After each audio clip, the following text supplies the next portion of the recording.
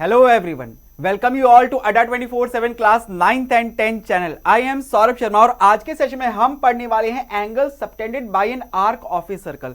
यह है आपकी एक्सरसाइज 10.5 और इस 10.5 एक्सरसाइज को हमने दो पार्ट्स में डिवाइड कर रखा है। एक है आपका angle subtended bye an arc of a circle और इसी का एक पार्ट है साइक्लिक क्वाड्रिलेटरल। तो साइक्लिक क्वाड्रिलेटरल हम नेक्स्ट सेशन के अंदर कवर करेंगे। आज के सेशन में हम इस टॉपिक पे बात करने वाले हैं। तो चलिए शुरुआत करते हैं अपने आज के सेशन की। बात करें तो सबसे पहले टॉपिक क्या है हमारा कि angle subtended bye an arc of a circle. कि सर्कल की कोई एक आर्क है तो वो क्या एंगल सबटेंड करती है, इस पे क्या क्या आपकी प्रॉपर्टीज होती है। जैसे देखो, if two chords of a circle are equal, कि सर अगर एक सर्कल की दो कॉर्ड्स क्या हैं, इक्वल हैं, then their corresponding arcs are, तो उनकी कॉरेस्पॉन्डिंग जो आर्क होती है आर कॉन्ग्रेंट, तो उनकी कॉरेस्पॉन्डिंग आर्क्स जो होगी वो क्या है, कॉन्ग्रेंट होगी। And conversely if two arcs are congruent then their corresponding chords are also equal. कि कहना क्या चाह रहा है कि सर अगर सपोज करो कि कोई एक ये सर्कल है, ठीक है, अब इस सर्कल के अंदर ये सपोज इसका सेंटर हो गया। अब इसके अंदर अगर कोई दो कॉर्ड्स अगर हम यहां पे ड्रॉ करें,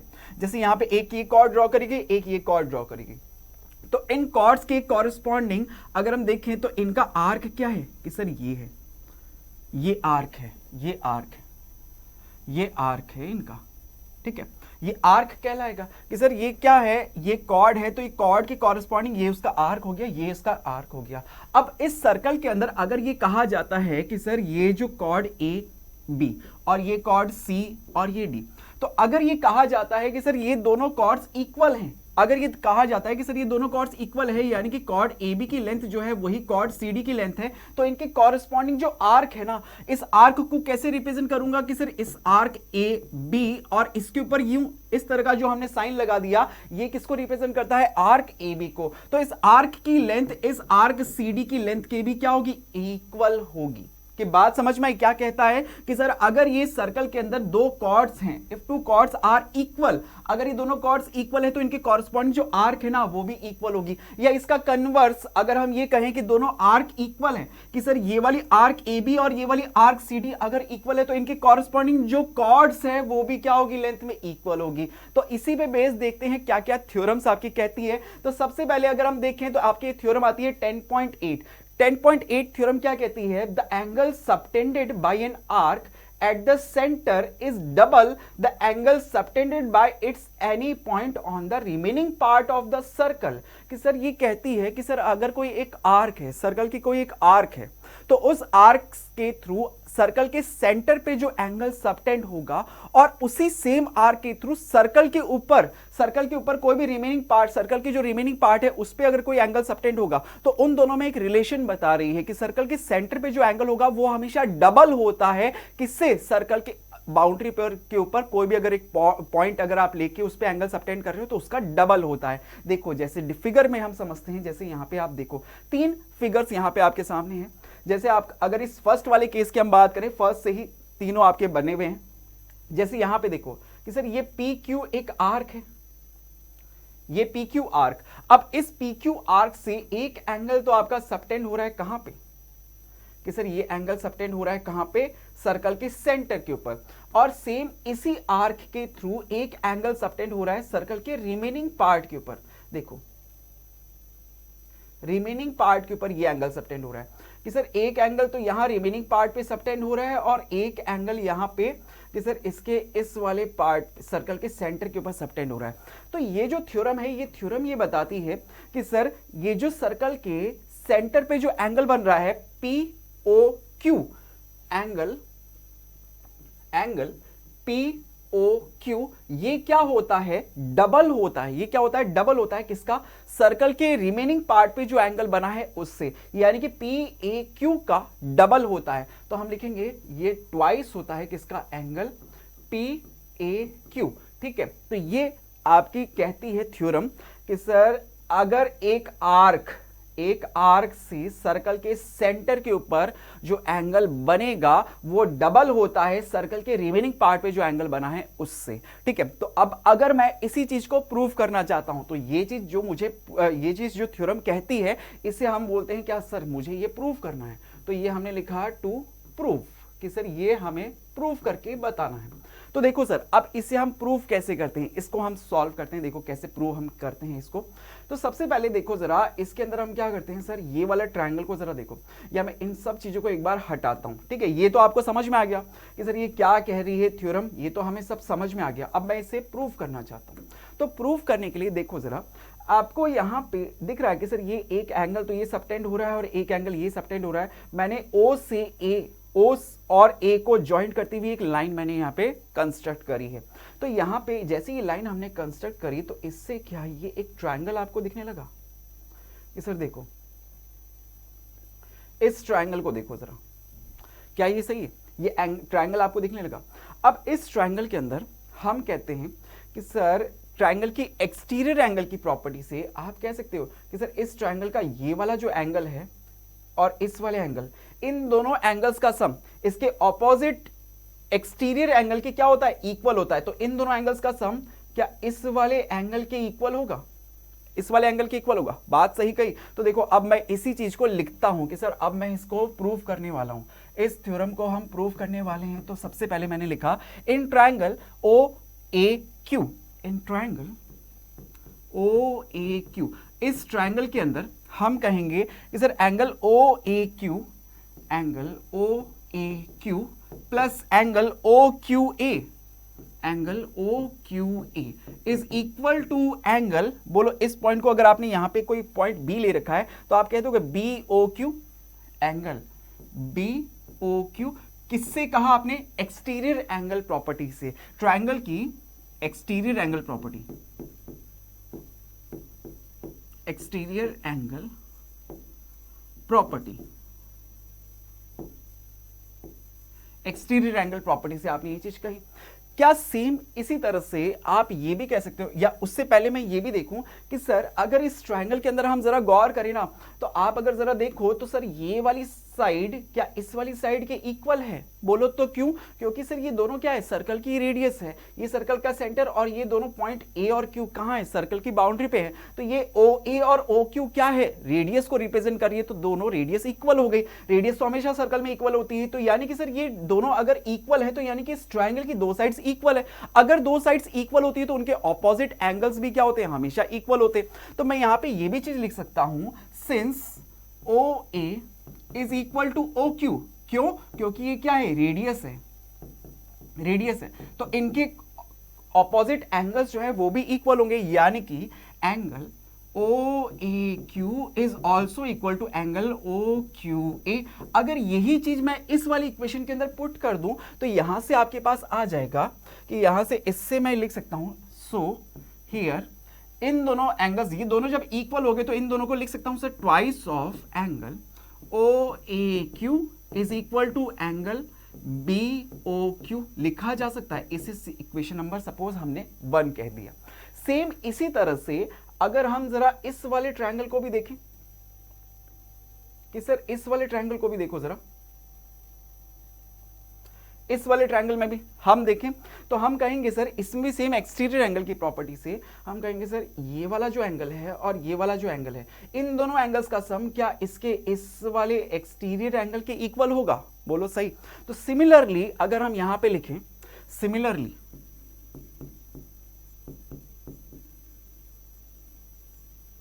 सिमिलरली इन ट्रायंगल, क्या ट्रायंगल का नाम है, OAP, ट्रायंगल OAP, इसमें हम कह सकते हैं कि इसके ये दोनों एंगल्स यानी कि OAP, angle OAP plus angle OPA, angle OPA, इन दोनों एंगल्स का सम इस exterior angle BOP, exterior angle BOP के इक्वल होगा। किससे सर, एक्सटीरियर एंगल प्रॉपर्टी से, एक्सटीरियर एंगल प्रॉपर्टी से हमने कह दिया।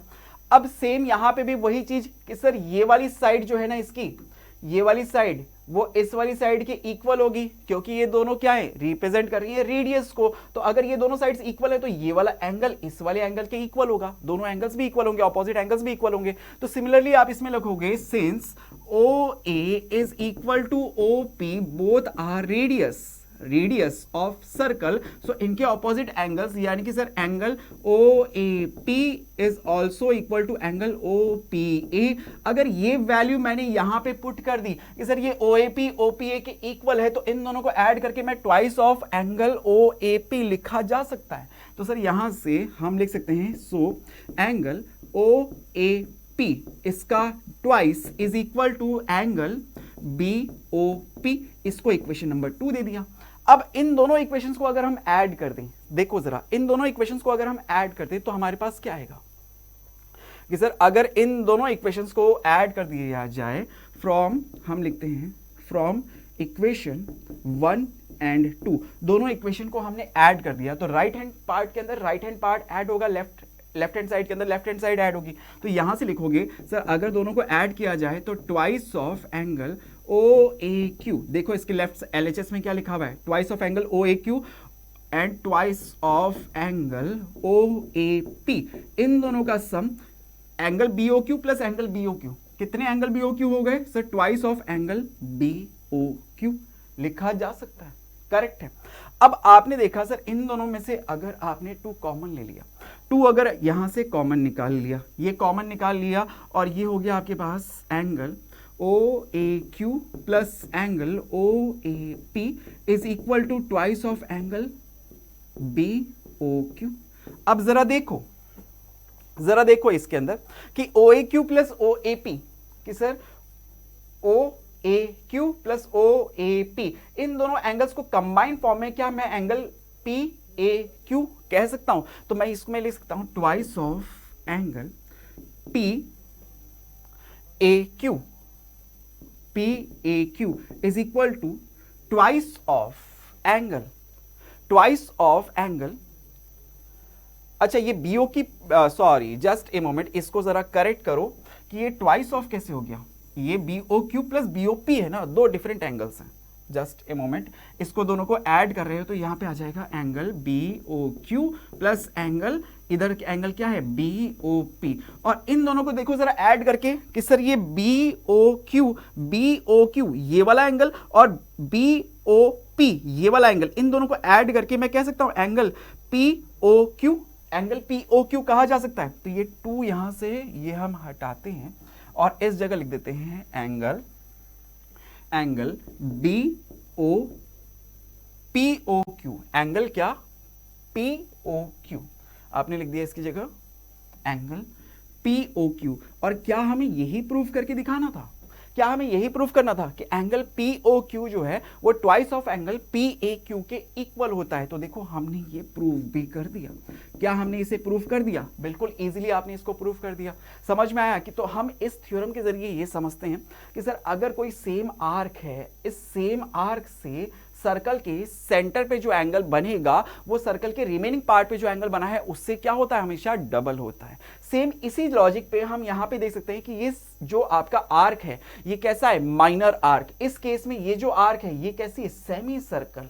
ये क्या फॉर्म कर रही है सर, सेमी सर्कल फॉर्म कर रही है, क्योंकि ये सर्कल के हाफ पार्ट में, तो सेमी सर्कल। तो सेमी सर्कल जब होती है तो यहां पे ये जो लाइन हो गई इन दोनों पॉइंट्स को, ये क्या रिप्रेजेंट कर रही है सर, ये एक 180 डिग्री एंगल को रिप्रेजेंट कर रही है। तो इसका मतलब कि सर्कल के सेंटर पे अगर ये आर्क, एक सेमी सर्कल जो है वो सर्कल के सेंटर पे कितना एंगल सबटेंड कर रही है कि सर 180 डिग्री का, 180 डिग्री का। तो सर्कल के रिमेनिंग पार्ट पे जो एंगल सबटेंड होगा वो क्या होगा, उसका हाफ। तो यहां पे आप बता सकते हो ये अगर 180 डिग्री है तो ये कितना होगा सर, उसका हाफ यानी कि 90 डिग्री। तो आपको ये पता होना चाहिए कि एक सेमी सर्कल जो होता है, सेमी सर्कल के ऊपर, सेमी सर्कल में सर्कल के किसी भी रिमेनिंग पार्ट पे जो एंगल बनता है वो हमेशा 90 डिग्री का होता है, ठीक है। सेम इसी तरह से ये वाली जो आर्क है, ये वाली आर्क इस केस में क्या हो गई, मेजर आर्क। ये आर्क क्या हो गई sir, major arc, major arc. तो बात क्लियर हुई। सेम इसी प्रोसेस को फॉलो करते हुए आप इन दोनों केसेस में भी प्रूफ कर सकते हो कि यहां पे भी आपको दिख रहा है कि सर ये एक ट्रायंगल सेम वही OAQ और ये वाला दूसरा ट्रायंगल OAP, इन दोनों ट्रायंगल्स के अंदर सेम वही, ये वाली साइड इस वाली साइड के इक्वल, तो ये वाला एंगल इस वाले एंगल के इक्वल होगा। तो इन दोनों का सम इस वाले पार्ट के इक्वल आ जाएगा। दोनों इक्वल है तो यहां पे वही सेम जैसे हमने यहां पे लिखा, सेम वही चीज आ जाएगी। सेम इसी तरह से OAQ इस ट्रायंगल के लिए भी आप देख सकते हो कि सर ये वाला ये वाली साइड इस वाली साइड के इक्वल है तो इनके ऑपोजिट एंगल्स भी इक्वल होंगे और इन दोनों ऑपोजिट एंगल्स का सम इस वाले पार्ट के इक्वल होगा। फिर दोनों से आप इनकी वैल्यूज को ऐड करोगे तो यहां से ये इसके डबल आता हुआ दिख जाएगा सेंटर पे एंगल। सेम इसी प्रोसेस से आप इसको भी फॉलो करके आप इसे भी प्रूव कर सकते हो। तो बोलो क्या आपकी थ्योरम नंबर 10.8 अच्छे से आप लोगों को अच्छे से क्लियर हो गई?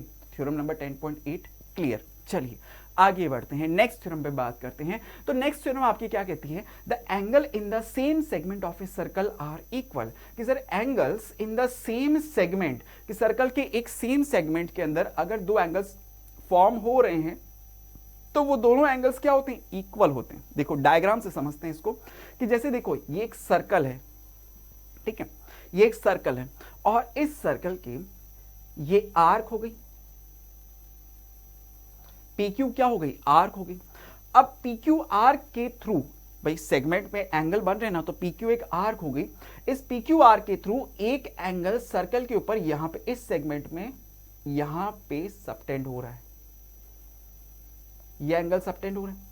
सेम इसी आर्क के through, from the same arc, कि सर इसी आर्क से एक एंगल ये वाला भी सबटेंड हो रहा है, ये वाला भी सबटेंड हो रहा है। तो ये थ्योरम कहती है कि सर अगर दोनों आर्क सेम है, सेम आर्क से सर्कल के दो किसी भी पार्ट पे अगर दो एंगल्स सबटेंड हो रहे हैं तो वो दोनों एंगल्स क्या होते हैं? हमेशा इक्वल होते हैं। तो ये दोनों एंगल्स क्या होते हैं? हमेशा इक्वल होते हैं। देखो जरा, तो ये थ्योरम आपकी क्या कहती है कि sir angle from the same arc PQ, angle PAQ, angle PAQ क्या होगा? सर इक्वल होगा एंगल PCQ के, एंगल PCQ के। ये दोनों एंगल्स क्या होंगे? इक्वल होंगे। अब आप चाहो तो इसे हम प्रूव भी कर सकते हैं। बोलो तो कैसे, देखना चाहोगे? चलिए अब भी हम इसे प्रूव करके दिखाते हैं। बहुत ही सिंपल, 3 लाइन में इसका प्रूफ हो जाएगा। तो देखो हमारे पास ये 2 प्रूफ में हमारे पास क्या हो गया कि सर ये हमें प्रूव करना है, ये अब हमें प्रूफ करके बताना है। तो सर इसका सॉल्यूशन हम कैसे करें? देखो सर अभी बड़ा ही इजी सा 2 लाइन में पूरा प्रूफ सॉल्व हो जाएगा। देखना कैसे, कि सर अभी हमने एक थ्योरम पढ़ी थी कि सर्कल की आर्क, सेम आर्क से जो सर्कल के सेंटर पे एंगल बनता है, सर्कल के सेंटर पे जो एंगल बनता है वो क्या होता है? डबल होता है सर्कल के रिमेनिंग पार्ट पे जो एंगल बन रहा है उससे। अभी हमने लास्ट प्रीवियस थ्योरम 10.8 हमने पढ़ी थी, तो यहां पे थ्योरम 10.8 से हम कह सकते हैं कि सर एंगल POQ क्या हम लिख सकते हैं? एंगल POQ क्या होगा कि सर डबल होगा किसका? एंगल PAQ के। बोलो सही, एंगल PAQ के डबल होगा। From the same arc, same arc से बन रहे हैं। इसे अगर आपने सपोज इक्वेशन नंबर 1 कहा, सेम इसी तरह से आप कह सकते हो कि सर यहां पे ये POQ जो एंगल है वो डबल होगा इस एंगल PAQ के भी। तो ये भी तो सेम आर्क से सर्कल के एक सेंटर पे बन रहा है और एक सर्कल के रिमेनिंग पार्ट पे एंगल फॉर्म हो रहा है। तो ये भी इन दोनों एंगल्स के अंदर भी यही रिलेशन होगा कि सेंटर पे जो एंगल बन रहा है वो डबल होगा सेंटर के रिमेनिंग पार्ट पे जो एंगल बन रहा है उससे। तो हम यहां पे भी लिख सकते हैं कि sir angle POQ is double two angle PCQ। इसे आपने इक्वेशन नंबर 2 कहा। अब आप देख रहे हो इन दोनों इक्वेशंस के अंदर फ्रॉम इक्वेशन 1 एंड 2 आप देखो तो दोनों का LHS वाला पार्ट क्या है? इक्वल है। अगर LHS इक्वल है तो RHS वाला पार्ट भी इक्वल होगा। कि सर फ्रॉम इक्वेशन हम यहां पे लिख सकते हैं फ्रॉम इक्वेशन 1 एंड 2 कि इन दोनों इक्वेशन से अगर आप इधर कहते हो POQ is twice of angle PAQ के इक्वल है, तो सर ये POQ तो आप इधर ट्वाइस ऑफ एंगल PCQ के इक्वल भी बता रहे हो। अगर 2 से यहां पे 2 को कैंसिल कर दो तो यहां पे आ जाएगा हमारे पास angle PAQ is equal to angle PCQ। और क्या आपको यही प्रूव करके दिखाना था कि angle PAQ is equal to angle PCQ? यही तो हमें प्रूफ करना था। देखो कितना इजीली आपने इसको प्रूफ कर दिया। जो प्रीवियस अभी हमारी थ्योरम हमने पढ़ी थी कि सर्कल की सेम आर्क से अगर सर्कल के सेंटर पे जो एंगल बनता है वो डबल होता है सर्कल के रिमेनिंग पार्ट पे जो एंगल बना है उससे। तो बस उसी थ्योरम को यूज करते हुए हमने इस थ्योरम को भी प्रूफ कर दिया। बोलो थ्योरम नंबर 10.9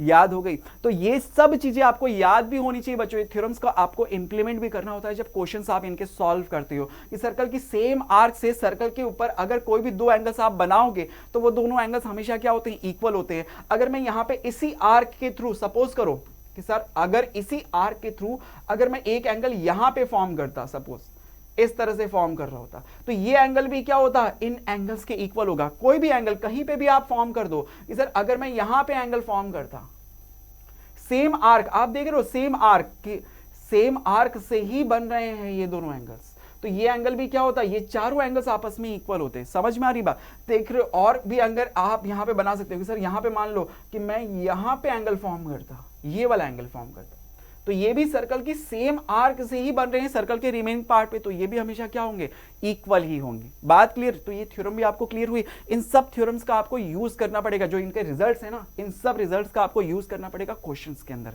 चलिए अब ये सब चीजें अगर क्लियर, तो आगे बढ़ते हैं, नेक्स्ट पे बात करते हैं। तो नेक्स्ट थ्योरम देखो क्या कहती है, if a line segment joining two points subtended, joining two points के एक लाइन सेगमेंट है जो दो पॉइंट्स को क्या कर रही है, ज्वाइंट करती है, subtended equal angles at two other points lying on the same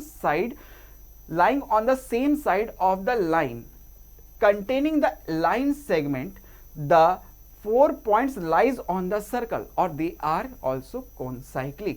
कि सर क्या कहना चाहता है ये समझा दो हमें। तो मैं देखो एक एक चीजों को वापस से पढ़ता हूं।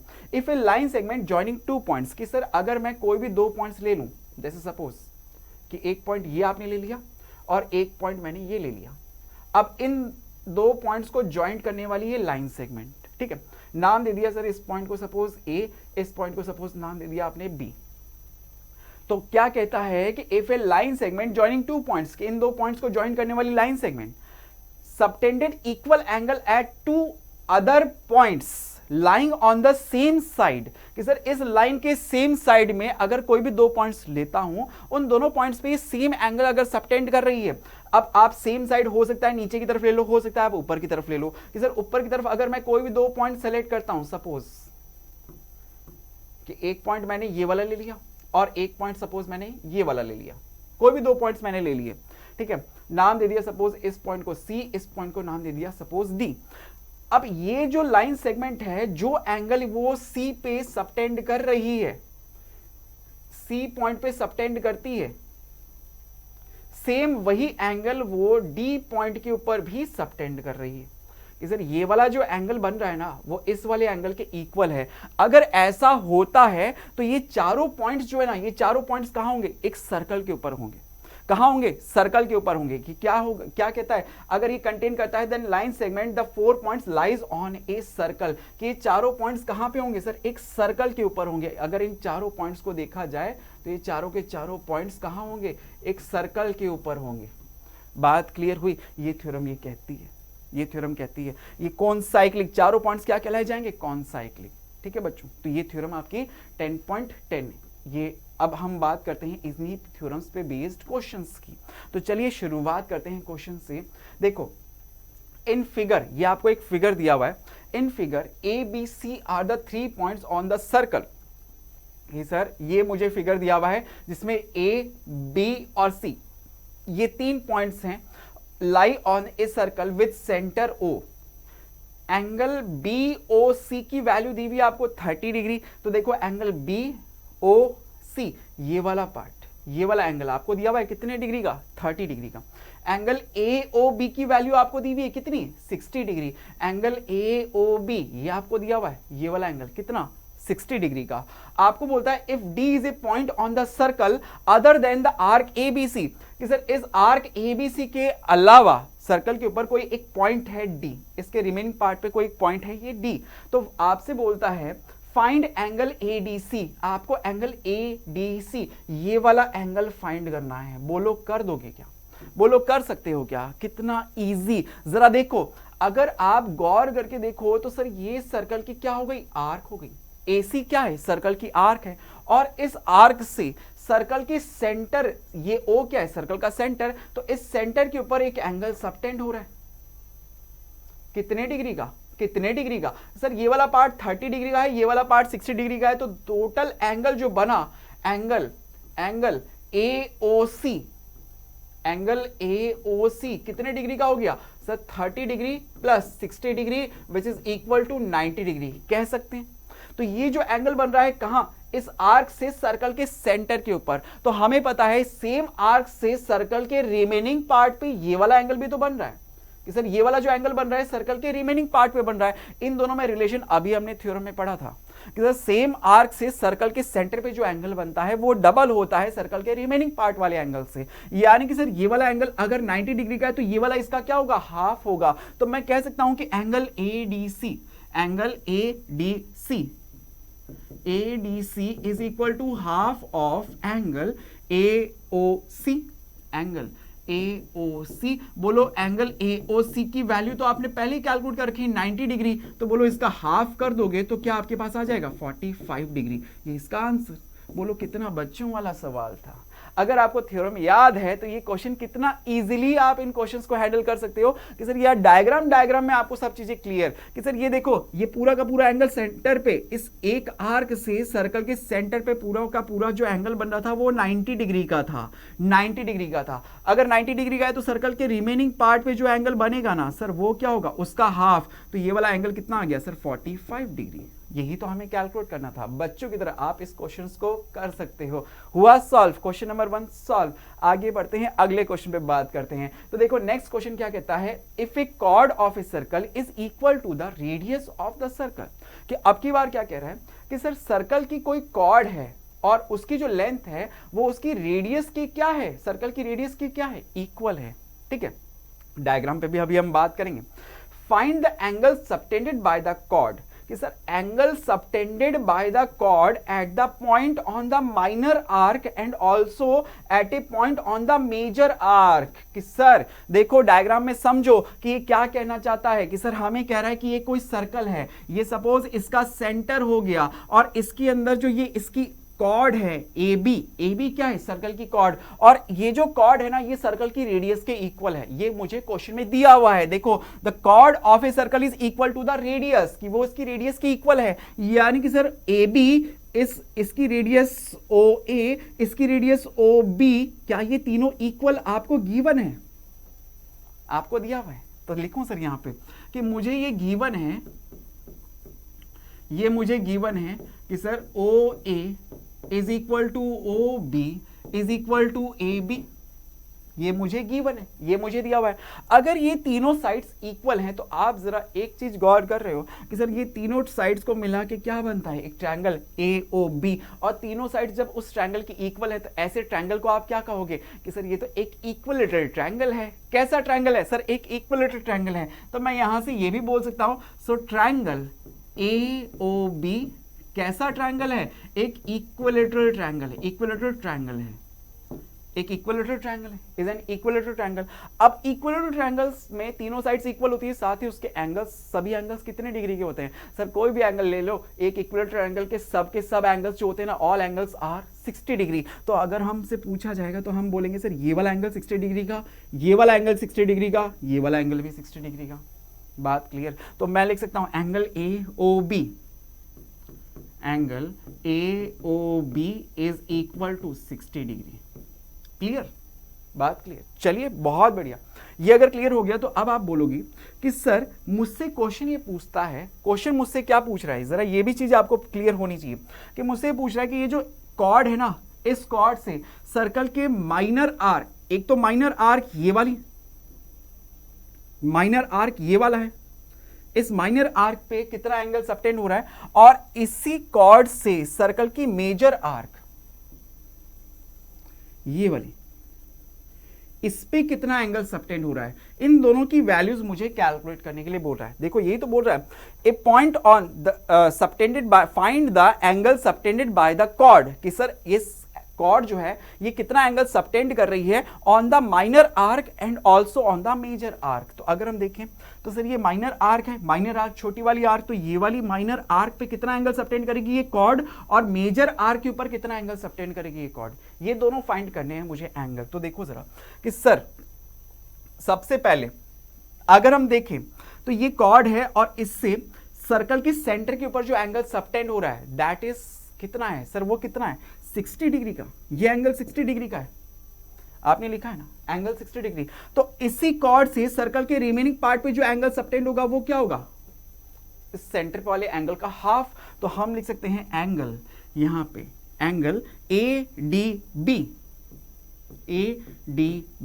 Is equal to half of angle AOB, यानी कि sir half of angle AOB की वैल्यू तो पता है आपको, 60 डिग्री आपने पुट किया तो बोलो कितना आ गया सर, 30 डिग्री आ गया।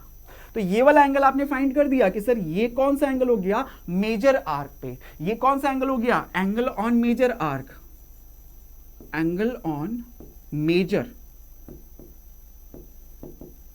आर्क हमने फाइंड कर दिया 30 डिग्री का। बोलो इस क्वेश्चन का एक पार्ट तो सॉल्व हुआ, एक पार्ट तो सॉल्व हुआ।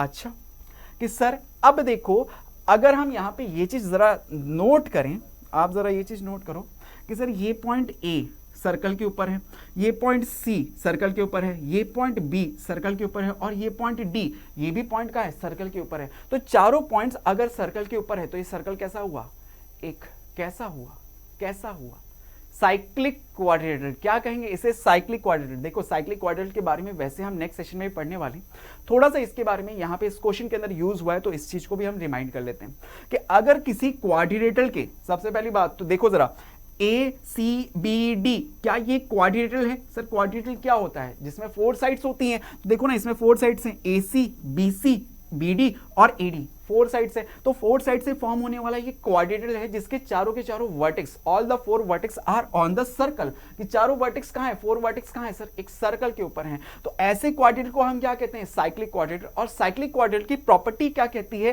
कि सर, एक प्रॉपर्टी बस ये ध्यान रख लो, इस क्वेश्चन में आपकी सॉल्व होगी, बाकी इसकी प्रॉपर्टीज हम नेक्स्ट सेशन में ऑलरेडी डिस्कस करने वाले हैं। जब हम इस पे साइक्लिक क्वाड्रिलेटरल पे नेक्स्ट सेशन अपना करेंगे तब इसमें हम बाकी इसकी प्रॉपर्टीज और उस पे बेस्ड क्वेश्चंस भी करेंगे। अभी बस इतना सा ध्यान रख लो कि एक साइक्लिक क्वाड्रिलेटरल में ऑपोजिट एंगल्स का सम हमेशा 180 डिग्री होता है।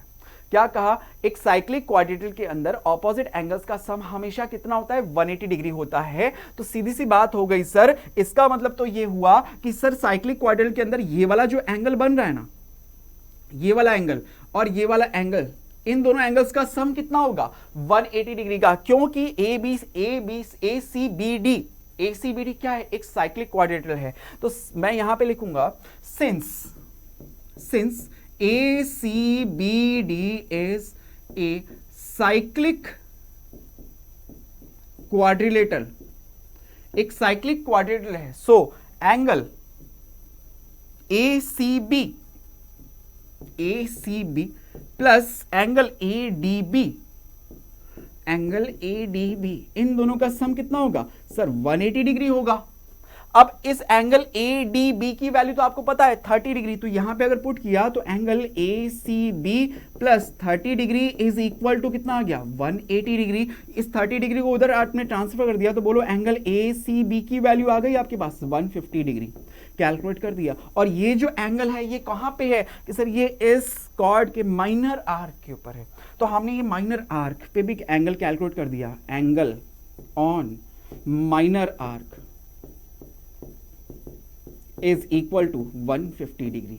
बोलो क्या आपको यही फाइंड करने के लिए बोला गया था, हमने फाइंड कर दिया। मेजर आर्क पे कितना एंगल बन रहा है सर, 30 डिग्री का। माइनर आर्क पे एंगल कितना बन रहा है, 150 डिग्री का। क्वेश्चन सॉल्व, ये वाला क्वेश्चन भी हो चुका है। चलिए तो आगे बढ़ते हैं, अगले क्वेश्चन पे बात करेंगे। नेक्स्ट क्वेश्चन में देखो, अब की बार आपको क्या दिया है, इन this figure angle POQ is 100 degree. कि सर PQR, ये वाला जो एंगल आपको दिया हुआ है कितने डिग्री का है सर, 100 डिग्री का हमें गिवन है। Where P, Q and R are the points on a circle with centre O, कि सर सर्कल का सेंटर O है और ये PQR सर्कल के ऊपर एक पॉइंट्स हैं। तो फाइंड करने बोल रहा है एंगल OPR। जरा देखो OPR, ये वाला एंगल, कि सर ये जो छोटा सा एंगल बन रहा है ना, इस एंगल को मुझे फाइंड करना है। कर दें क्या, जरा देखो अभी करेंगे। सर कैसे, तरीका देखना, आप जरा तरीका देखना। सर देखो, सबसे पहले मेरे को ये वाला एंगल दिया हुआ है ना सर, ये वाला एंगल, तो ये एंगल क्या है देखो जरा, कि सर ये एक आर्क मुझे दिख रही है, ये एक आर्क आपको दिख रही है, ये एक आर्क है। अब इस आर्क से एक एंगल सबटेंड हो रहा है कहां पे, सर्कल के सेंटर पे, सर्कल के सेंटर पे ये वाला एंगल सबटेंड हो रहा है। और सेम इसी आर्क से सर्कल के रिमेनिंग पार्ट पे एक एंगल सबटेंड हो रहा है। एक एंगल सबटेंड हो रहा है। तो ये एंगल कितने का है सर? 100 डिग्री का। तो बोलो ये वाला सेंटर पे एंगल कितने का बनेगा? तो सेंटर पे जो एंगल बनता है ना, सर्कल के रिमेनिंग पार्ट वाले एंगल से डबल होता है। तो ये वाला एंगल अगर 100 का है तो ये वाला एंगल कितने का होगा सर? ये 200 डिग्री का होगा।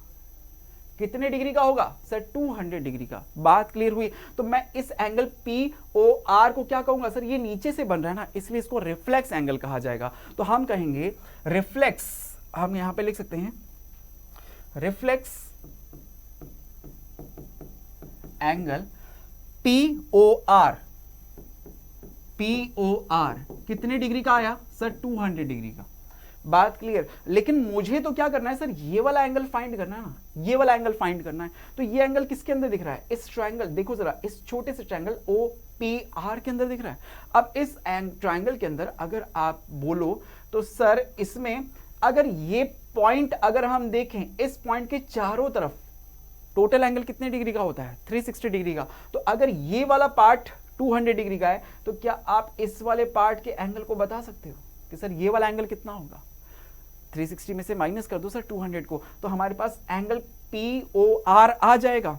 एंगल हम लिखेंगे angle POR is equal to 360 degree minus 200। अगर हम कैलकुलेट करें तो ये आ जाएगा आपके पास 160 degree.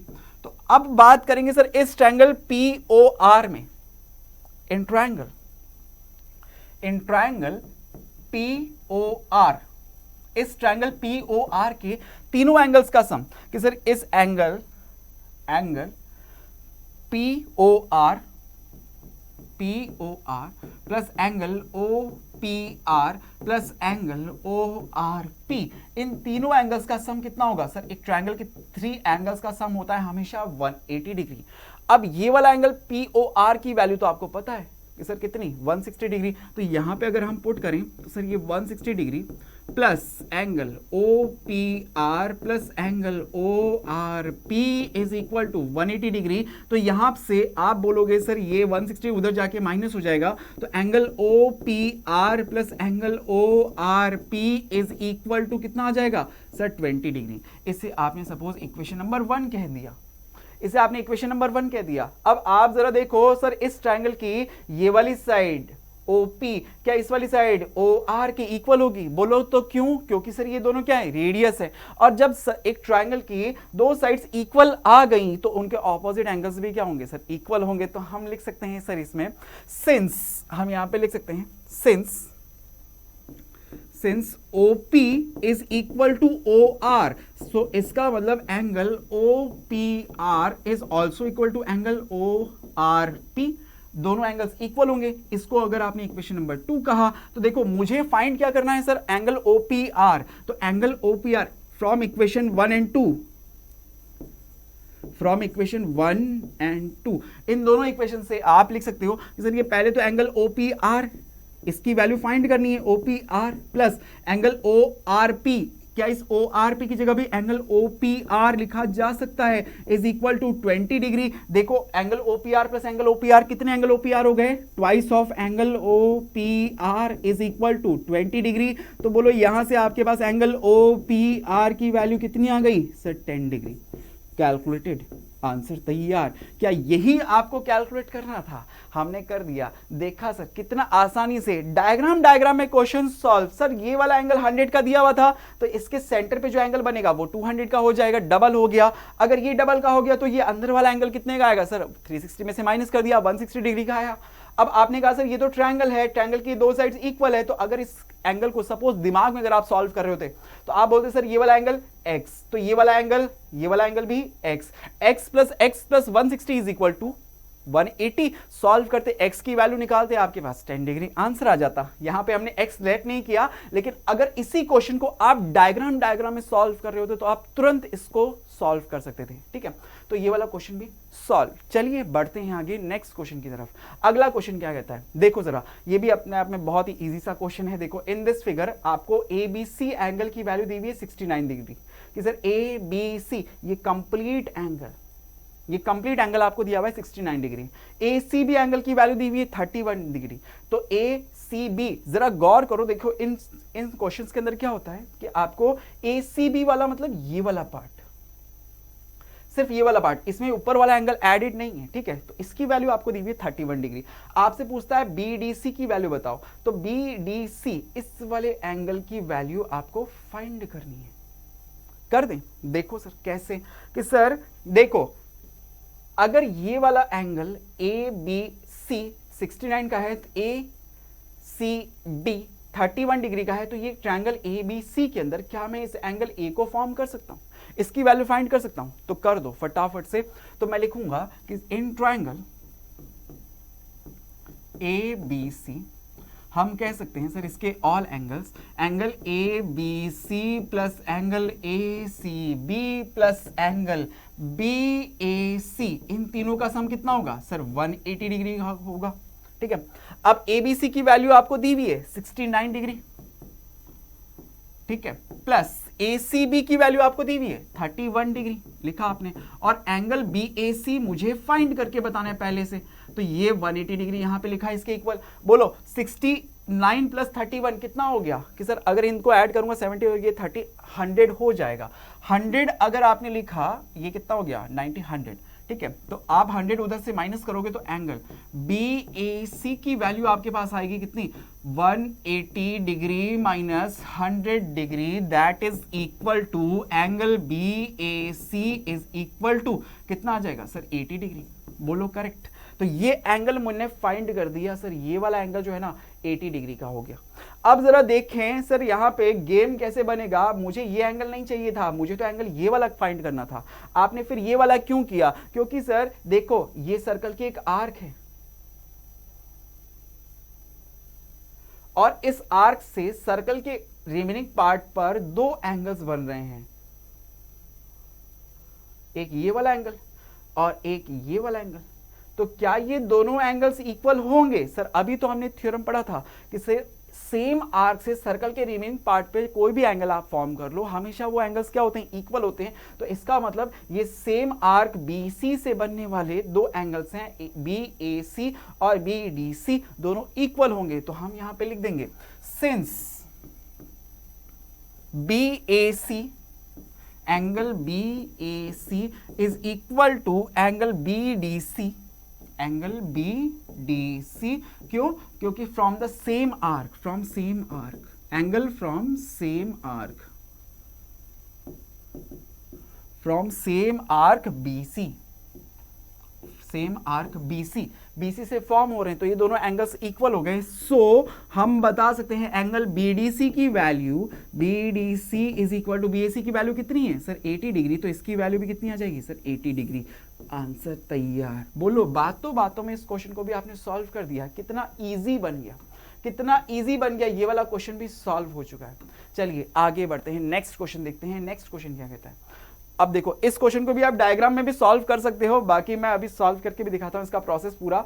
In this figure ABC and D are 4 points on a circle. कि हमें दिख रहा है सर ABCD, ये क्या है? 4 पॉइंट्स हैं किसके ऊपर? एक सर्कल के ऊपर। आपको दिया है कि sir AC and BD intersect at point E, कि सर ये AC और BD एक दूसरे को इंटरसेक्ट कर रहे हैं इस पॉइंट E के ऊपर, such that angle BEC is equal to 130 degree. कि BAC ये वाला कंप्लीट एंगल 130 डिग्री का है, 130 डिग्री का। ECD की वैल्यू आपको दी हुई, ECD ये वाला एंगल आपको दिया हुआ है कितना? 20 डिग्री का। फाइंड BAC ये वाला एंगल आपको फाइंड करना है। कर दें? कर दें। बस देखो अभी कैसे करते हैं कि सबसे पहले देखो जरा BEC ये एंगल अगर आपको दिया हुआ है कितना? 130 डिग्री का, तो क्या आप ये वाला एंगल फाइंड कर सकते हो? ये वाला एंगल फाइंड हो सकता है कि सर ये लीनियर पेयर फॉर्म कर रहा है, ये 130 है, तो ये वाला एंगल कितने डिग्री का होगा? 50 डिग्री का, 50 डिग्री का। तो हम यहां पे लिख सकते हैं since angle BEC plus angle DEC, angle DEC is equal to 180 degree. क्योंकि सर ये वाले दोनों एंगल्स क्या फॉर्म कर रहे हैं? एक लीनियर पेयर, लीनियर पेयर। अब ये BEC वाला जो एंगल है आपको इसकी वैल्यू गिवन है कि सर यहां पे इस एंगल की वैल्यू आपको दी हुई 130 डिग्री, तो angle DEC is equal to 180 degree कहा जा सकता है। तो यहां से आप इस एंगल DEC की वैल्यू निकाल दोगे कितनी? 50 डिग्री। बोलो क्लियर? बोलो क्लियर कि सर ये एंगल आ गया 50 डिग्री का। अब ये जरा देखो इस ट्रायंगल ईडीसी के अंदर, इस ईडीसी एंगल ट्रायंगल के अंदर ये एंगल आपको पता है 50 का, ये एंगल 20 का, तो ये वाला एंगल कितने डिग्री का होगा? सर लिख देते हैं ना, इन दिस ट्रायंगल, हम यहां पे लिख देते हैं कि इन ट्रायंगल ईडीसी इसके तीनों एंगल्स का सम कितना होगा? 180 degree. So angle EDC plus angle DEC plus angle ECD, तीनों का सम कितना होगा सर? 180 डिग्री। बोलो करेक्ट, लिख दिया। अब इसकी वैल्यू आपको पता है 50 डिग्री कि सर एंगल, इस वाले एंगल की वैल्यू पता है मुझे 50 डिग्री, और सर इस वाले एंगल की वैल्यू पता है मुझे 20 डिग्री। तो क्या ये वाला एंगल डीईसीडी ईडीसी इसकी वैल्यू कैलकुलेट हो जाएगी? आप बोलोगे सर ये जो एंगल आएगा ना, angle E D C is equal to, ये ऐड होके उधर माइनस होगा तो आपके पास आ जाएगा 110 डिग्री। तो ये वाला जो एंगल निकला कि सर ये वाला एंगल हमारे पास कितना आ गया? ये वाला एंगल कितने डिग्री का आ गया? 110 डिग्री का। अब ये एंगल अगर 110 डिग्री का है तो ये वाला एंगल बोलो कितने डिग्री का होगा? सर जरा गौर कीजिए, देखिए सर यहां पे ये सर्कल की एक आर्क है, ये सर्कल की एक आर्क है, और इस आर्क से सर्कल के रिमेनिंग पार्ट पे दो एंगल सबटेंड हो रहे हैं, एक ये वाला इस पॉइंट ए के ऊपर और एक ये वाला इस पॉइंट डी के ऊपर। तो क्या ये दोनों एंगल्स इक्वल होंगे? बिल्कुल होंगे, फ्रॉम द सेम आर्क। तो हम लिखेंगे सर यहां पे एंगल हमें फाइंड करना था BAC, angle BAC is equal to angle EDC, क्योंकि same arc from the angle from same arc. कौन सी आर्क है सर? ये BC, आर्क BC से फॉर्म हो रहे हैं, तो ये दोनों एंगल्स इक्वल होंगे। EDC की वैल्यू आपको पता है, तो एंगल, सो यहां पे हम बोल सकते हैं angle BAC is equal to 110 degree. बोलो क्लियर हुआ? क्वेश्चन सॉल्व हो गया। बातों में आपने इस क्वेश्चन को भी सॉल्व कर दिया कि सर ये एंगल 130 डिग्री का था। देखो अगर आप डायग्राम में क्वेश्चन को करते तो कैसे, ये 130 डिग्री का है तो लीनियर पेयर होने की वजह से ये वाला एंगल कितना आता? 50 डिग्री का। ये 50 का, ये 20 का, तो ये ट्रायंगल का ये वाला एंगल 110 का आ जाता। 110 का अगर ये वाला एंगल है तो सर ये सेम आर्क से फॉर्म हो रहे हैं दो एंगल्स, तो ये 110 का तो ये भी 110 का। सेकंड्स में आप इस क्वेश्चन का आंसर कर सकते हो। आई होप बच्चों आज के सेशन में जो हमने थ्योरम्स पढ़ी आपको अच्छे से क्लियर हुई, और इस पे बेस्ड जो क्वेश्चंस आज हमने सॉल्व करे ये सब आपको अच्छे से क्लियर हो गए होंगे। Thank you for joining with us, thank you so much.